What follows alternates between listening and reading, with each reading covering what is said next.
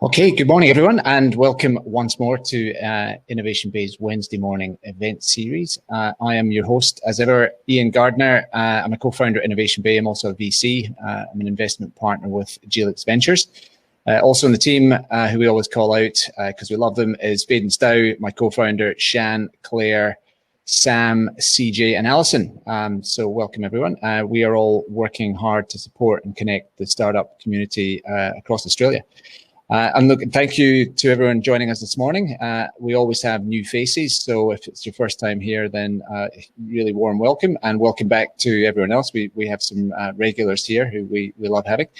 We're again on our new platform, Hopin, trying to avoid Zoom fatigue. This is a bit more fun in many ways. So we'll, following the event, we've got some virtual networking, which we did last week, and it was fantastic. So we'll explain more a bit about that later. Sorry, I should have done the welcome to country slide, so I'll leave that up there. So rather than reading it all out, this is welcome to country. For those that don't know about Innovation Bay, just a really quick message on that. We are the longest running community for founders and investors and those that love startups across Australia. Our mission is to support founders on their journey from idea to IPO and beyond. And we do this using, range of events, programs, and other kinds of content. And they're designed to enable people to connect, learn, and grow. So a little bit about Hopin, which is this platform we're on today. It's a unique experience. It's a bit more like being at a physical event, so you can kind of choose where you go, except for now because we're forcing you to watch the main stage, which is hopefully why you're here. So right now, that's where you are. This is the main stage. We'll invite the panel up in a sec, but this is where the main chat's going to be. There is a chat window on the right-hand side of your screen, so feel free to ask questions or participate in chat. Just be sensible, be nice. After the event, we are going to do some networking, which you'll see the button on the left open, and you can join some breakout rooms with up to 9 people on video, and you can have some more who are just lurkers in the chat. Or you can do the speed networking and randomly meet another attendee one-to-one. So you just click that, you get 3 minutes with them, and then you'll move on. So it's good fun, and there's some good people out there, so I think you'll enjoy it. As ever, a huge thank you to our sponsors. We couldn't do these events or Innovation Bay without them. So thank you AWS, thank you IAG Farmark Ventures, thank you Macquarie Bank, and thank you KPMG High Growth Ventures. They do a lot to support us and the ecosystem, and we really, really support it. So a little bit about the topic before we invite the guests up on stage. Ultimately, along with capital and this general thing called expansion, hiring or finding the right people in a startup is critical. So you've got to execute your vision, you've got to grow your business. The recruitment process can take up to, in some cases, about a third of a founder's time when you're really in that high growth hiring phase. And this time can increase when the talent pool is small. So it can be even more than that. So it's a huge investment of time, but it's critical you get it right. It's a bit unstable out there. So there is market instability. Now that's good and bad. It's bad because, you might be struggling, but it's good in that if you are able to hire, it's kind of a once in a decade opportunity to get a talent pool that you've never seen out there. So now is a great time to recruit. And if you are able to do that, then this is the right place to be. So just quick reminder, questions via the chat. So I am going to stop screen sharing and invite the panel up on stage. So if all of you click your button and come on up and join me. We should play my funky music again while you come up on stage. It should be like Eye of the Tiger. All right, so welcome everyone. I'll introduce you one at a time. So Francisco Morales, he is the recruitment lead for the engineering and special appointments at Canva, who I'm sure you've all heard of. So, really helping Canva increase their headcount. Coming to us all the way from Adelaide. So welcome, Francisco. Thanks for having me, Ian. And the first American on the panel, American Aussie. Nell Hardie, she's another Scots lady. I haven't actually asked where you're from in Scotland, Nell. Where are you from? The Mull of Kintyre, Ian. Mull of Kintyre. There's a story about that. Yeah. Good whiskey from down there too. Right. Yeah. Anyway, when you're not being Scottish, you are the head of talent at Reinventure, which is one of the country's best VCs. Look, you're pretty much a pioneer of the VC people space in Australia. You're one of the first to be in a role like that. And you work with Reinventure and your portfolio companies, really a strategic partner to them, advising them and, using quote marks, all things talent. So loads to talk to you about. So welcome. And then finally, Tova Anguswat, People Operations Lead at Google. This is a global role. You're doing it from Melbourne. You moved from San Francisco to Melbourne 2 days before the level 4 lockdown. So welcome to the 5-kilometer radius of your house. Thank you. Interesting timing. But yeah, look, you were a global culture lead for HR, and you're now in recruiting. You're leading a team of over 40 recruiters across the US, hiring for the Google Cloud. So fantastic to have you as well. So we get 2 Americans and 2 Scotsmen, or Scots people, sorry. So that's almost the start of a joke, but let's not do that. All right, let's get into this. Look, Tova, I might start with you with just a nice broad general question. I mean, you've got probably a bit more of a macro global, you're at the biggest company, one of the biggest companies in the planet, and certainly the biggest company here, only just bigger than Canva at the moment. But how has COVID changed the recruitment landscape in your view? So COVID's done a lot to change how employees think about the role that work plays in their lives. So as we all know, we're all balancing a lot right now with what's going on. And what matters to employees has changed a lot. So we used to hear a lot of conversation about what really mattered were things like remuneration, title, growth. Those were the types of things that were really important to people. Now we're hearing a lot more, and it's much more complicated around people are asking about job flexibility and working remotely and what kind of support they're going to get from their managers. So these are themes that we hear from candidates. These are also themes that we hear from our current employees. So that piece has changed quite a bit. The piece that hasn't changed at all is you can make 99 great hires, but one bad hire can really impact your entire company. And so we say this a lot at Google, but hiring is the most important thing that we do as a company. So although COVID has changed how employees think about the role that work plays in their lives, it hasn't changed how important it is for leaders to be involved and active in this hiring process. Yeah, I think that's an important theme. I mean, that concept of recruitment being the core of a business. I mean, in some ways, you don't always wake up in the morning as the CEO and think, I've got to recruit. But you're right. If you get it wrong, it can be disastrous. So Nell, I might flip to you in this one. I mean, you must have seen the good and bad of poor and good decision making around people. So you got any war stories to share from your portfolio? You obviously don't need to name names. Yeah, look, it's an interesting question, Ian. And I'd say what happens probably most frequently is founders just so eager to be building that kind of world-class team around them from day one.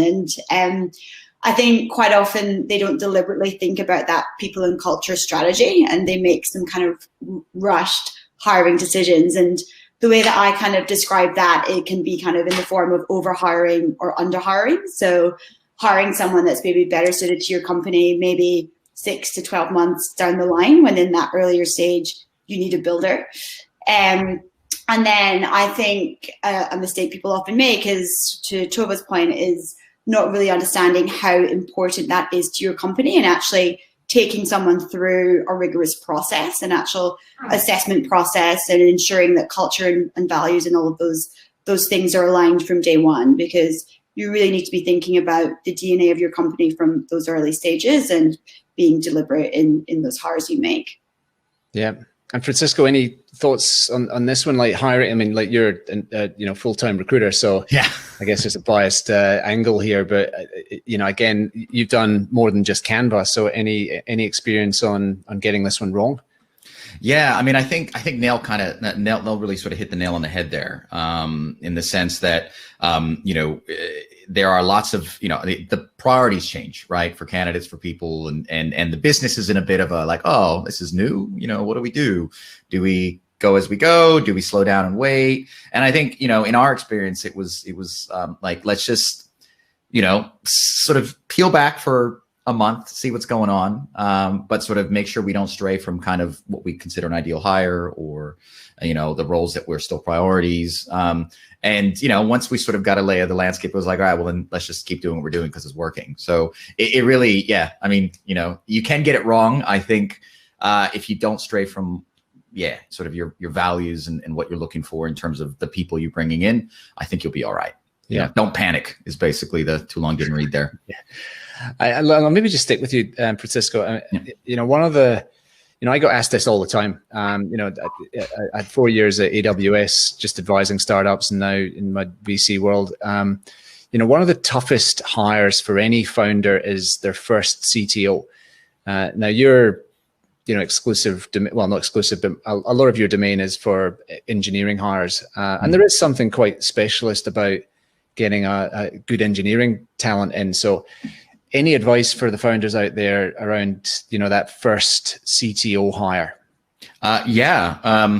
Strangely, Nelly, should I let the cat out of the bag?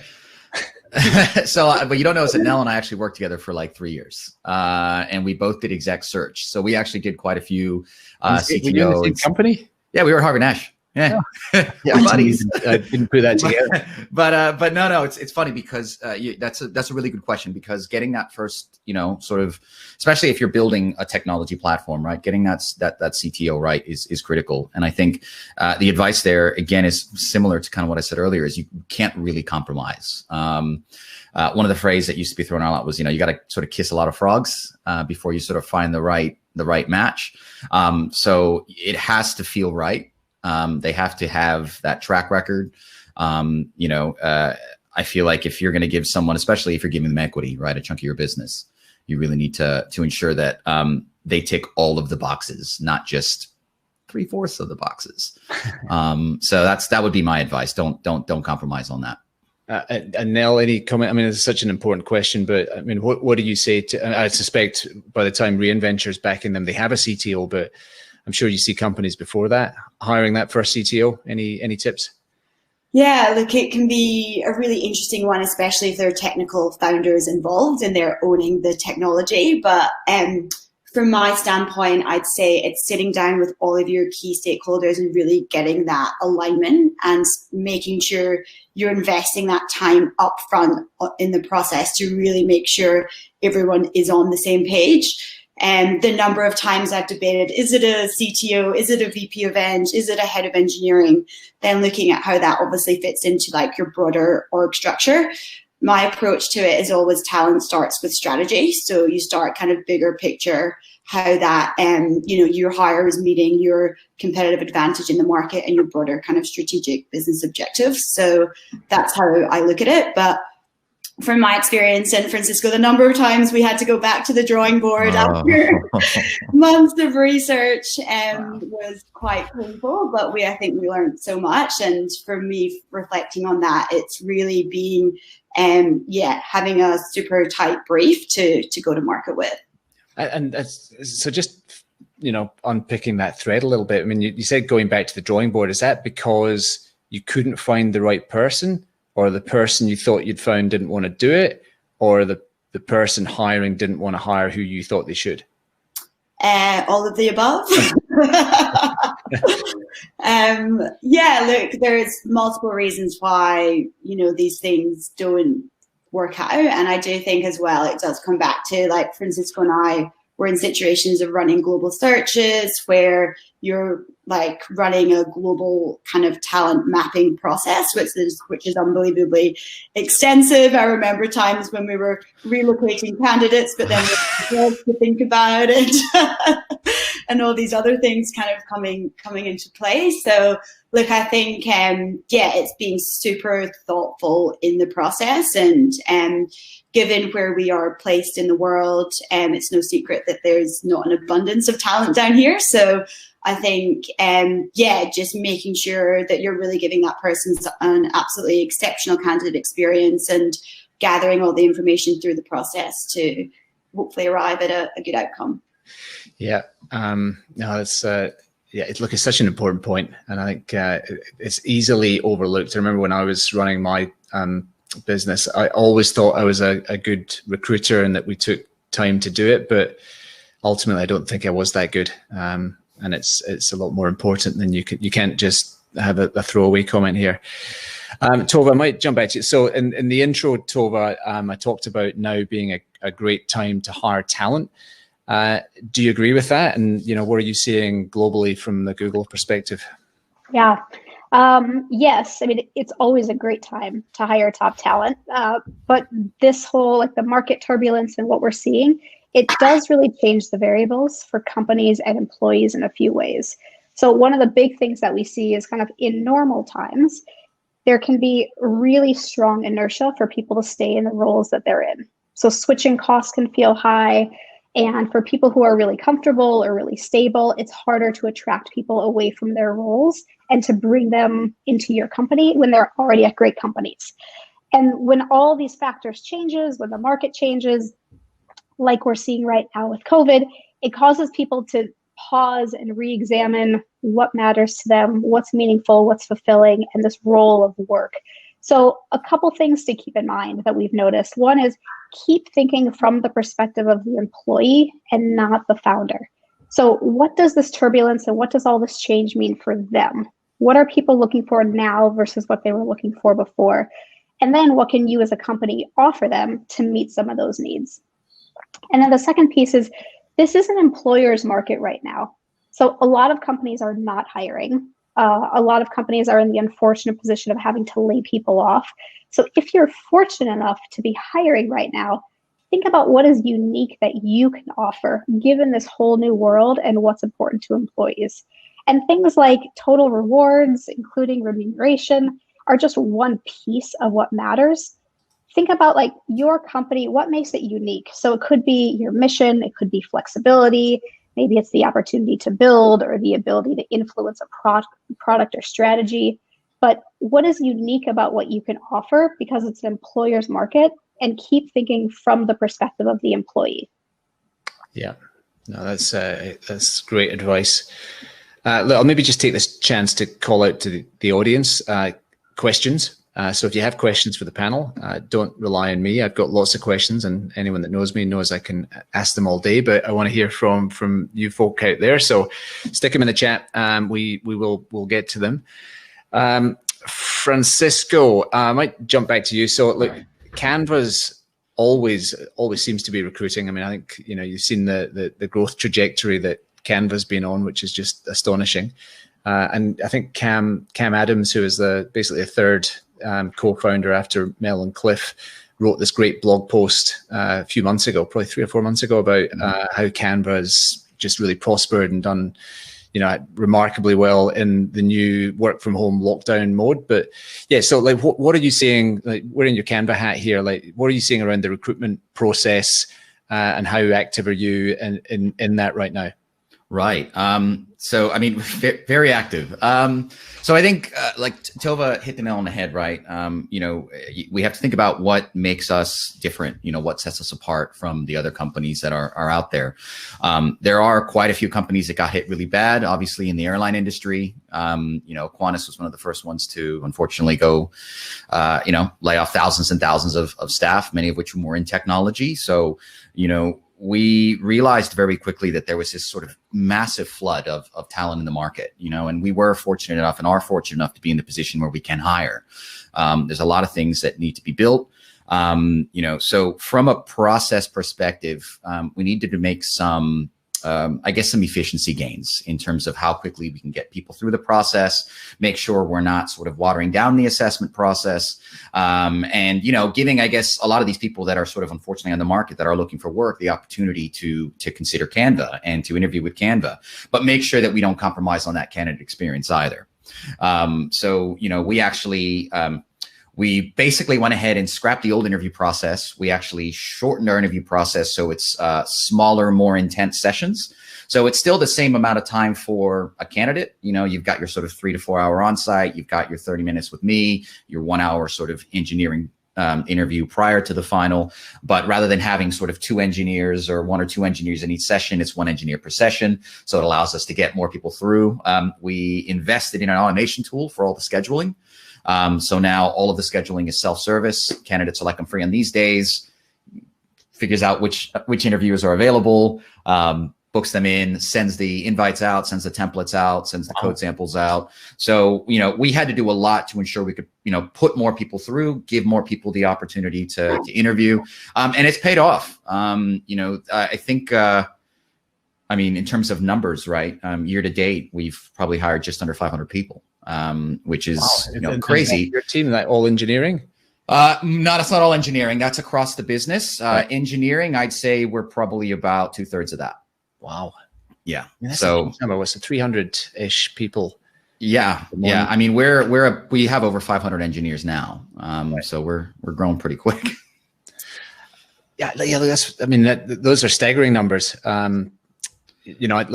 mentioned in the intro, and those that know me, I spent 4 years at AWS. So it just, and they were growing a tier as well. And to your point about that process-driven efficiency, maybe I'll throw this to you and Tova here. Google, Amazon, McKinsey, they have this way of getting people that fit, and it's absolutely rigorously process driven. When you're at Amazon, I think you have to have been there for 90 days and then take a half-day training course just to be allowed to interview someone. And then, it's a very structured process about how you get dug into for the cultural norms and everything else. How Canva must have gone through this process almost from scratch. I'll go to Tova, who's been there probably because that Google process has been. But what was it like building that? Because were you there when they were building out those processes? So the processes have changed so much and continue to, and we learn a lot, mostly just through a lot of trial and error. But yeah, there are some things that we've learned around how to create consistent, repeatable processes, mostly because it leads to fairness. So there's a whole efficiency piece, which Francisco spoke about, which is really, really important, especially when you're hiring in the volume at which we hire. But there's also a fairness and consistency piece, which is so critical. And so at Google, for example, we have 4 kind of big buckets of themes that we look for that we found are important to us. And your buckets for any one company could be different. But every single employee, whether you are an engineer or salesperson or in marketing, will interview focused on these 4 areas that we've identified make you successful when you come to Google. And then within any one role, we make sure that we're asking the same questions and assessing against the same rubric, because it's that consistency that it ensures the fairness and it removes a lot of bias from the process. So that's probably one of the biggest things we learned is it's not about like, oh, I like this person or I have a good feel about this person, because usually those are people who are like you. And so there's a lot of unconscious bias that can come into the system. So asking the same questions, having it consistent, repeatable, and assessing against the same rubric has really helped. Yeah. And Francisco, any thoughts? You've been in Canva for a little while now. So you 4.5 years. Yeah. So like 4.5 years ago, you're probably hiring, I don't know, 30 or 40 or 50 people a year. Rather than, there were 60 people when I got there. So, it's, So you would have built these processes. So how's that been? It's funny because we learned a lot of those lessons the hard way as we were building these processes out. Especially when you join the company and there isn't really much of a people org yet. It was mostly engineers, so they have their ideas as to what they think they should be assessing and hiring. And then the recruiters show up and we're like, what about candidate experience? What about fairness? One of my favorite quotes was, we started doing unconscious bias training and I tried to pull one of the engineers and he said, well, I'm an engineer, I'm analytical, I'm not biased. I'm like, get in there. So I think, yes, we got to the point where, we have, I don't know why it's always 4 things. But we have our 4 pillars that we assess people against, craft, communication, strategy, and leadership, right? We then have the same thing. We've got a pool of technical questions that we run through. The feedback forms are all uniform, so everyone is trained to assess for the same thing. What we do is we want to have a broader pool at Canva of interviewers. One, because it allows us to interview more people. You don't have the same 10 people hiring 10 people like them who then hire 10 people like them. So what we do is once people have actually gotten past their probationary period, we actually throw them into interview training. So they get unconscious bias training, interview training, you know, what to do if X, Y, Z happens. You know, when do you need to hit the panic button and call the recruiter, which thankfully has only ever happened once to my knowledge. But you know, it is quite hard because especially as you're growing, you know, you have to make tweaks. And then when you make a tweak here, everyone who's been doing it for years has to get on board with that tweak. And then we have to make sure that we're rolling it out. So it is, it's never ending. It's a lot of fun, keeps us busy. Yeah.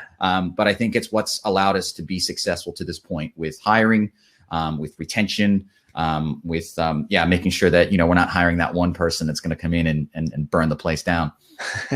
And Nell, I mean, like you're dealing with founders at, you know, different stages. You know, some will be aware of hiring and process and trying to make it consistent, and others will just be more seat the pants hustlers, you know, a little bit like I used to. But you know, and the problem with that is that, you know, your hiring depends on how you feel.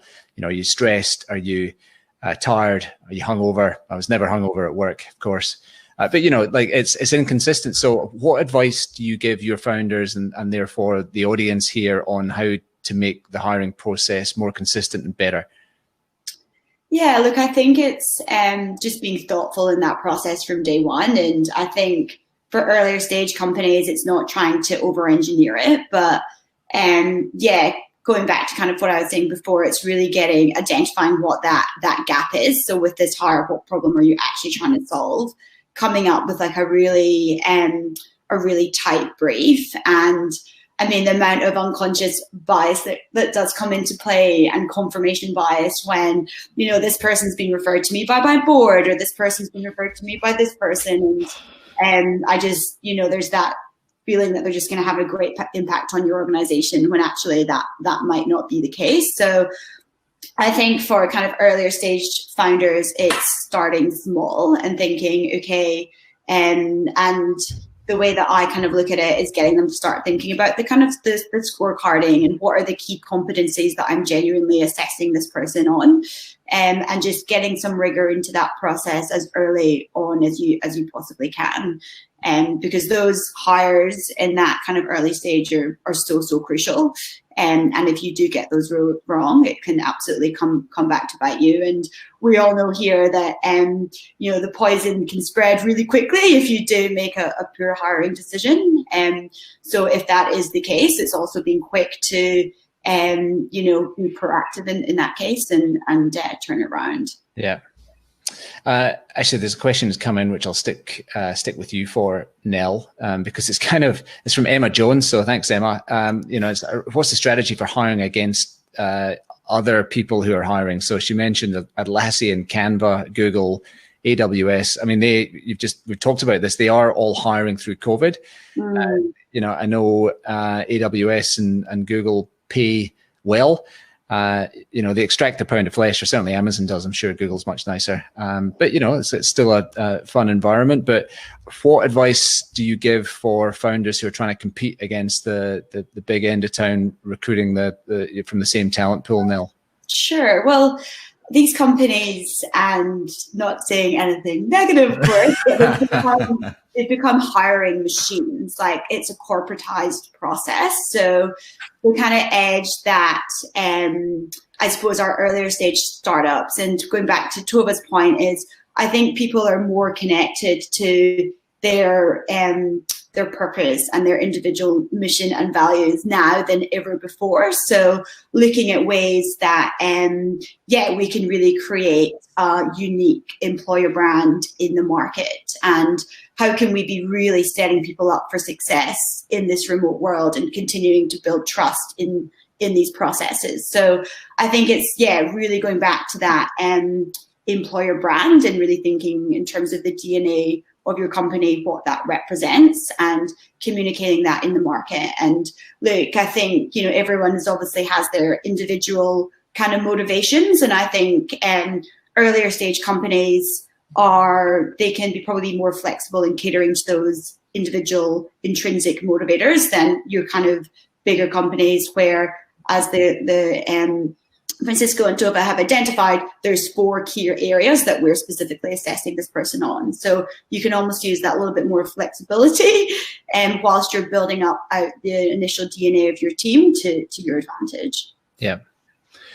All right, look, let's take another theme. In fact, a question's just come in from Vito, which is on this theme. So hi Vito. Look, and it's around remote talent and remote hiring. I might start with you, Tova, because you're sort of living this, you're embodying this, like you have moved internationally in order to do the same role from a better place from your house and the 5-kilometer radius, but I'm sure that'll change shortly. But we're all hearing stories, and I'm sure, Francisco, you're hiring people. Most of these people you're hiring, you may not have met physically. Maybe you're starting to do that a bit more now, but you know, we hired Sam, who's our new lady in Melbourne. I've never met her. She seems amazing. You know, so like this concept of remote recruiting is new. So Tova, any thoughts on that? Is there any implication for, you know, is it easier to hire internationally? That's kind of Vito's question. Or, you know, how are you seeing this, this remote recruitment?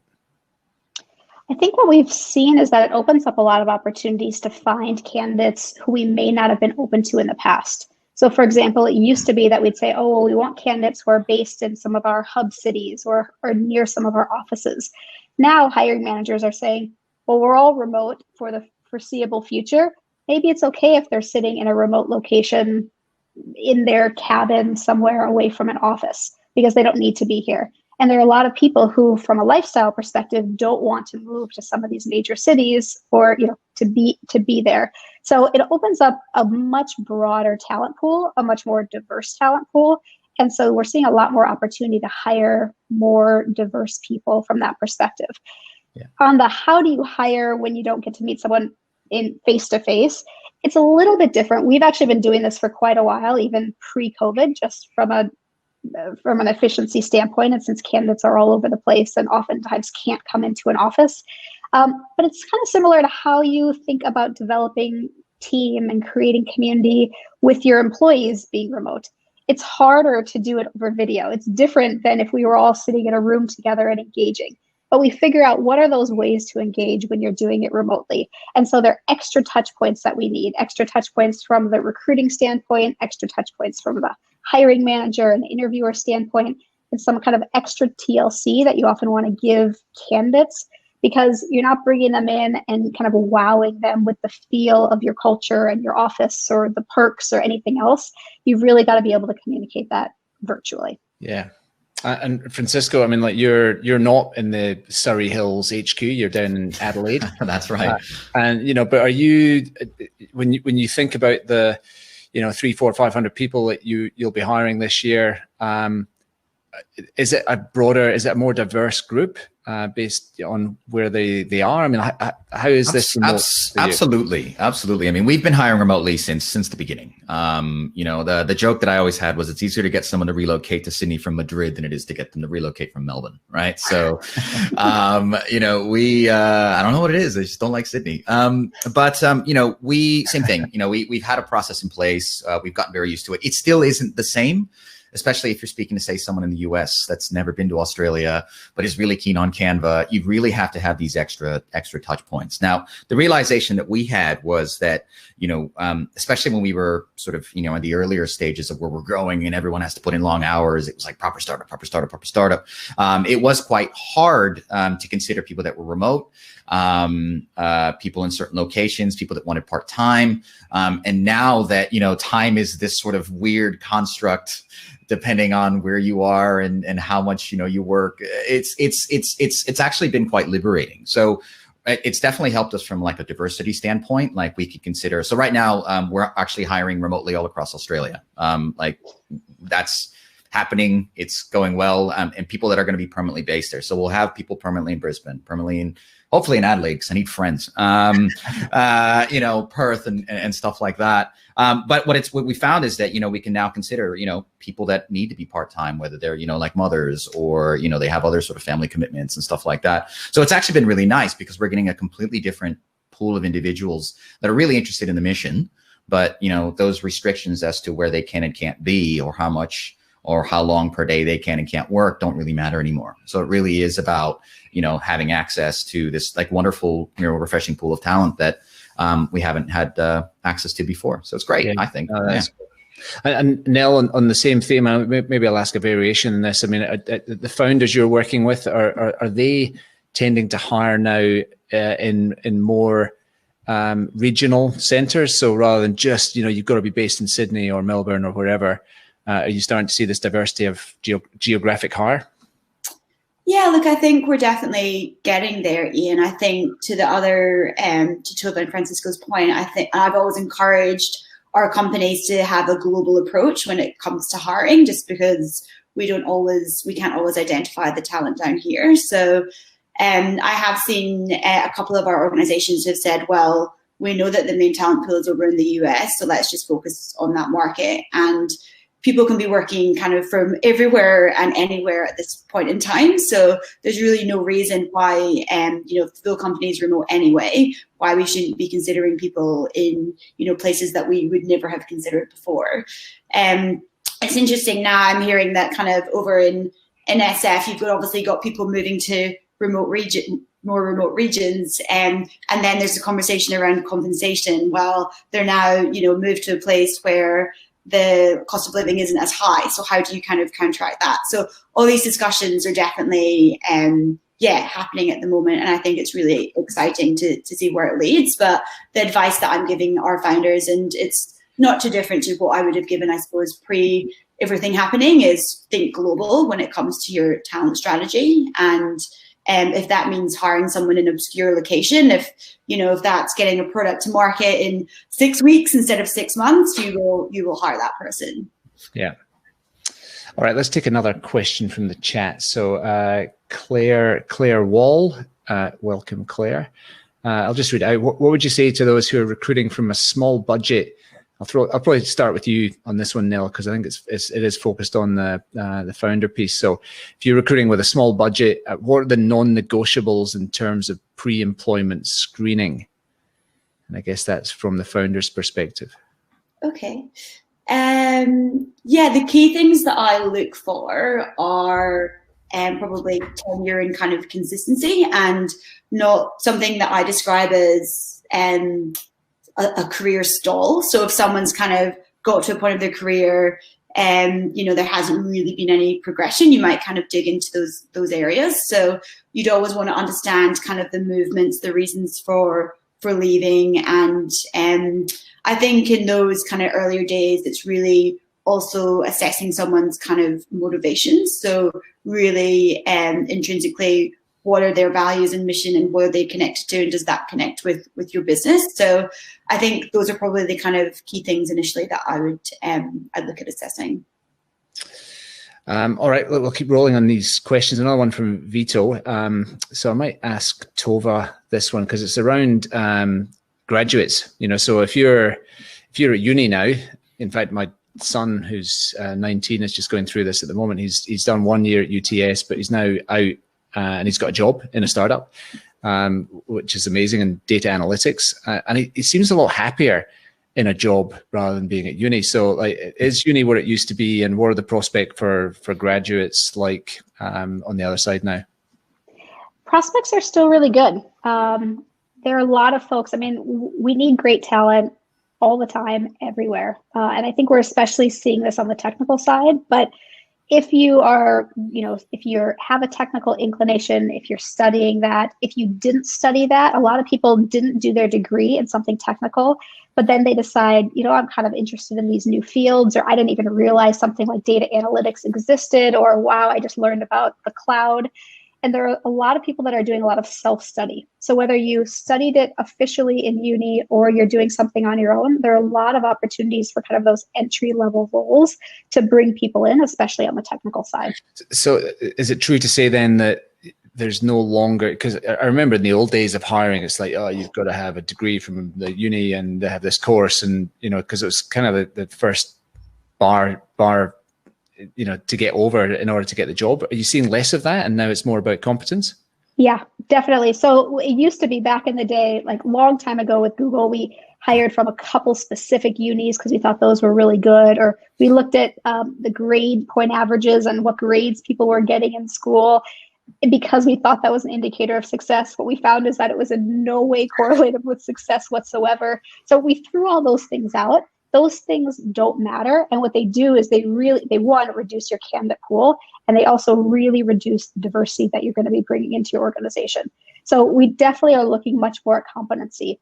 When it comes to diversity, one kind of pitfall that people can fall into is they can look at someone's resume or CV and say, oh, they took these courses or they had these internships, next to someone who didn't have those internships, because maybe they spent the summer looking after their family or helping with a family business, or they had other commitments. There are other ways that people can demonstrate that they have the competency outside of just what they have listed in terms of their job experience.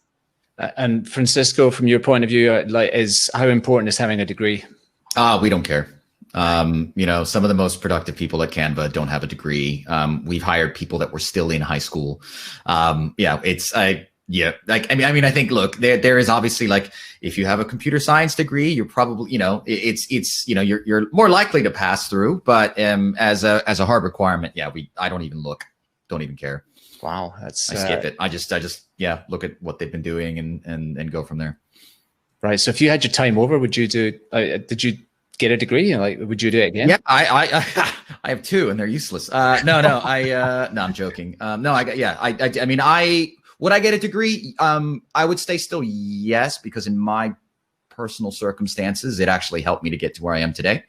But I'm not a lawyer. I have a law degree, don't use it.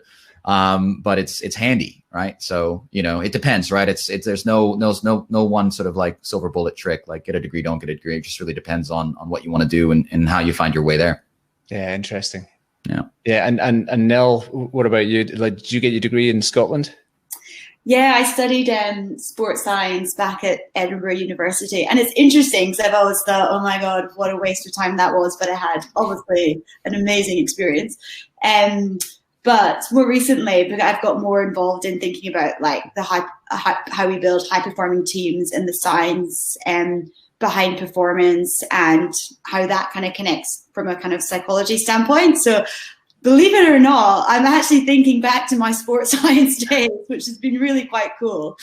And thinking about how we can apply that in terms of like the founder athlete mentality. And I actually think there's a lot of comparisons that we can draw from those. And one thing that our founders don't do so well is quite often that rest and recovery piece and take that time to actually look after ourselves. It's kind of like they're constantly in competition mode in a sense. And so that's been a way that, interestingly enough, I have more recently been thinking about maybe my degree is in a sense kind of relevant.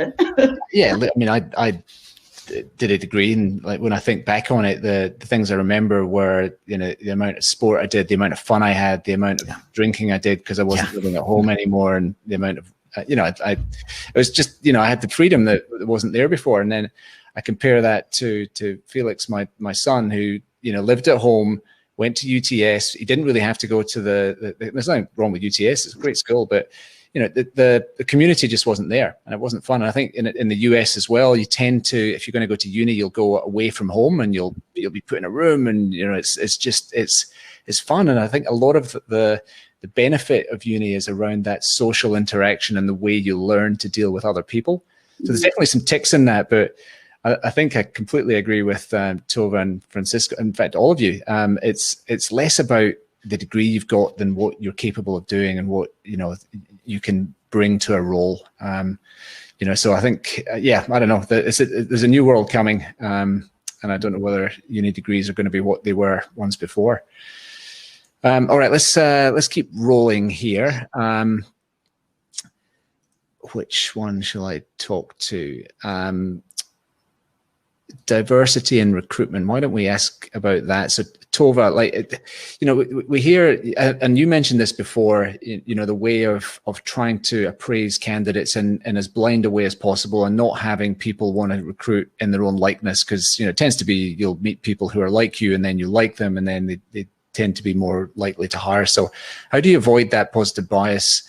You know, I've heard, I can't remember the name of the tool, but there is a tool out there that basically stops you from seeing the name or the photo or anything else to do with the candidate, and you just sort of view them and they get to ask questions. So what tools are you using to improve diversity in recruitment? So there are a lot of things that we've tried, and some things that we've kind of built ourselves, some things that we've used externally. I think kind of the big things to take away is this is such an important topic that all companies are, or at least should be, focused on. And the conversation shifted a while back from doing it because it was the right thing to do, and doing it now because it better mirrors our customer base. It leads to more productivity and more innovation and better outcomes. So it's certainly a conversation we hear at the most senior levels. There are two things specifically that we do that help with this process. So one of them I spoke about, which is the assessment process, rethinking that and making sure that it's consistent, structured, process, that you're asking the same questions, assessing against the same rubric. The other piece is around examining your job requirements. And we started touching on this a little bit with the uni example, but the key to broadening diversity in your candidate pool is to narrow your job requirements. And there are two ways that we go about doing this. First is think about what skills you need on day one and what skills can be learned. So for example, at Google, we learned that focus heavily on the ability to learn and navigate ambiguity.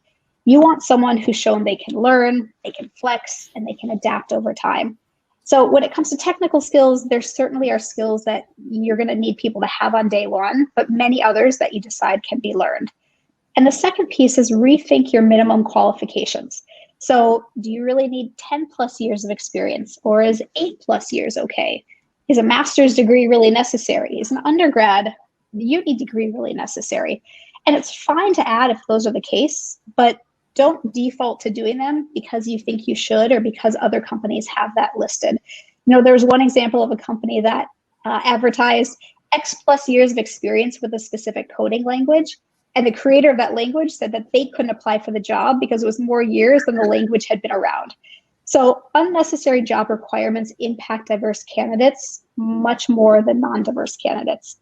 And you know, we also know that men will often apply for roles when they meet some or most of the job requirements, whereas women will often wait until they meet most, if not all, of the job requirements. So really rethink the job requirements that you have to broaden the diversity of your pool. And Francisco, I might ask you in the same topic. I mean, you're a recruiting engineer, so the typical picture of an engineer is some, dude. So how are you?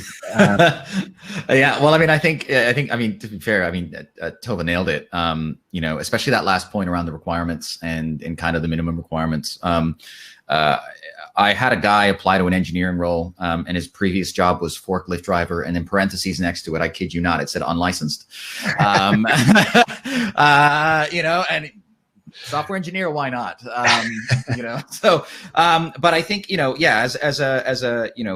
we obviously there are some gender gaps and some diversity gaps in technology, especially in software engineering. And, a lot of those things that Tova mentioned are things that we've done, best practice. We actually do work with some organizations that actually help us on that front as well, more from the educational piece. Because you have a lot of people, that are joining Canva coming from all sorts of different backgrounds that may not necessarily be aware about these things, right? They just think, oh, this is the way engineering's always been. It's like, well, yeah, that's not a good reason for it to continue going that way. So I know Emma's, there we go. Emma's there. We work with Emma and Project Def. Oh, cool. I think a lot of it is doing the right things from an assessment and sort of talent attraction perspective, making sure that that's all tightened up and above board. One of the things that we do is I mentioned earlier, the diverse interview pool, right?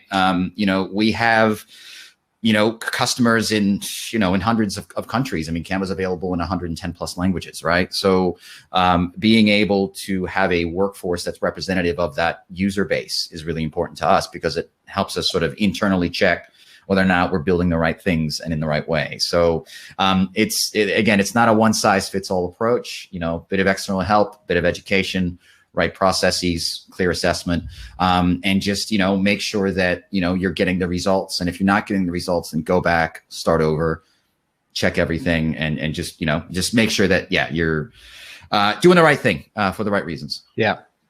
All right, let's, we're into the last sort of 5 or 6 minutes. So let's take a different topic. So Nell, I'll maybe ask you this one. So it's around recruitment fees. Maybe it's because I'm Scottish and maybe it's a good reason of asking you, but, I always felt that paying a recruitment fee just felt like there was a gap in the value. So I'm giving you a check for 20 grand and you sent me a CV, and they can be expensive, but they can also be very important. So if you can't hire well, then a recruiter can be a very good way of doing it. So any tips on using recruiters, Nell?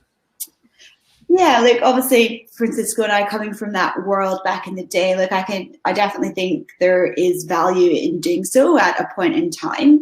I think initially what we can be doing probably better is being more deliberate about building out our employer brands from day one. What I've seen in our portfolio, obviously not naming names, but businesses that are kind of at that Series B size, and they go to the market to ramp up and hire a bunch of engineers, and they've got a terrible employer brand. So why would, getting people into that top of funnel is so important. And when I talk to that employer brand, it's when you've rejected someone through the process, they're actually going into the market and still saying positive things about your business. So I think that's crucial.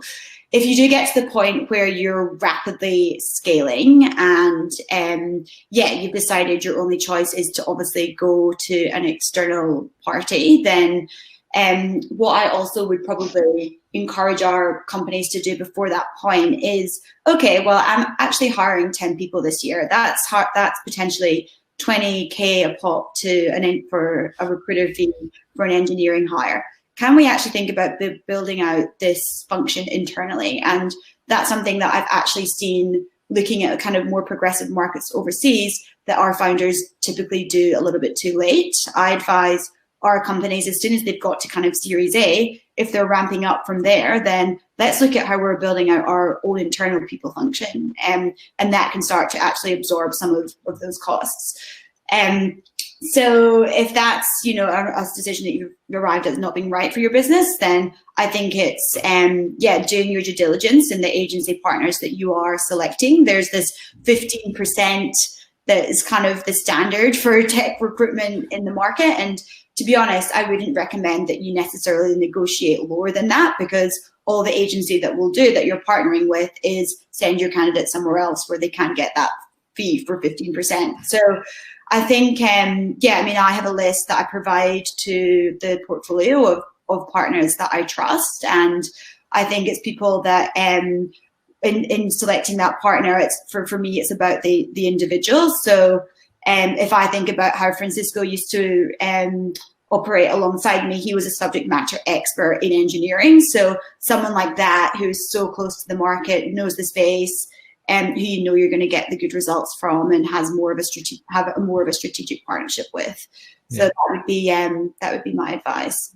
And Francisco, do you still work with recruiters, and how do you manage? For the most part, no. But I think, as Nell mentioned, like there's a stage where it is beneficial, right? And when I joined Canva, they worked with a lot of recruiters, too many. I was like, how many terms have you guys signed? But I mean, we really had to grow. The funds were there; they could pull it off. But the whole plan of building an internal team was to peel away from that, right? So, my colleague Scott, they got him from Atlassian. I was the second sort of, real recruiter that was hired at Canva. And now we have a talent acquisition team of recruiters and coordinators of nearly 30 people globally, right? Yep. So we don't need to use agencies anymore. And in fact, because we know the company, we have, we know the hiring managers, we outperform the agencies every time. You know, when I was working agency, I wasn't going to knock in 22 hires a quarter, but I do it now. So, and you multiply that by the number of people that we have, and before you know it, you don't need the agencies. Yeah. But, there are ways to mitigate that. So, being selective. So what we did was, when we were kind of working in conjunction with agencies, we looked at all the data of all the agencies. We looked at hit rates, conversion rates, how many actually got to a hire. And we basically just said, like, everyone go. We sort of kept 3 that were doing really well as more sort of exclusive partners in a way in different key areas. And we're actually, we every now and then we'll still reach out to one of them and say, hey, this one's a bit tricky, or we don't have the bandwidth for this one. So there's like one agency in each area that we are exclusive with. And we'll go to them when we need a bit of extra horsepower. Yeah. So, yeah.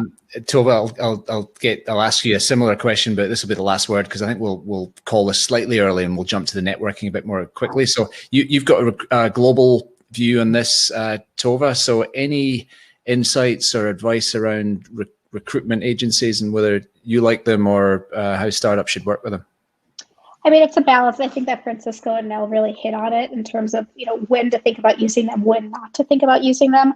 I think one of the things to consider, though, is if you think that hiring is one of the most important things that you do, and if communicating your brand and your culture is critical to you, knowing you have somebody external who's working so closely with your candidates, you're going to be missing a piece of that. So it's okay to miss a piece of that. Just know you've got to make up for it in other touch points with your candidates. So maybe you have special, maybe the founders have conversations with candidates. Maybe you have more conversations about the culture, give the candidates more exposure. But from a branding perspective, which we touched on, and then also from an experience standpoint, you want the candidate to feel like they're interviewing with you, not interviewing with someone you hired to do the job for you. Yeah, no, that's a great point. Actually, I lied. I'm going to ask one more question from Nell. And again, I always want to try and get some tactical advice for the founders out there, but when's the right time? When should a startup hire its first HR professional? And that can either be an HR or recruitment or something like that. Is there a stage that you recommend that they bring that person in? Sure. I've brainstormed this topic with Faden multiple times, and it's an area that I'm definitely really passionate about. And ultimately, the consulting answer is it depends, but I'll try and give a better answer in that. I'd say, just post Series A, depending on the size of that funding round, if you're planning on hiring between 5 and 10 people in the next kind of 6 months to a year, I think that's something you should seriously look at. The way that I've scoped that role and what's been successful in the Reinventure portfolio is also not over hiring in that role. So bringing someone in who's got a hybrid of that people ops and talent acquisition experience, of which there aren't a huge number in the Australian market, and allowing them to start building out your employer brand, put down some of the basic talent infrastructure to then allow your company to scale. You may then still have to engage external third parties, but then you can also be deliberate about actually building your culture, and that person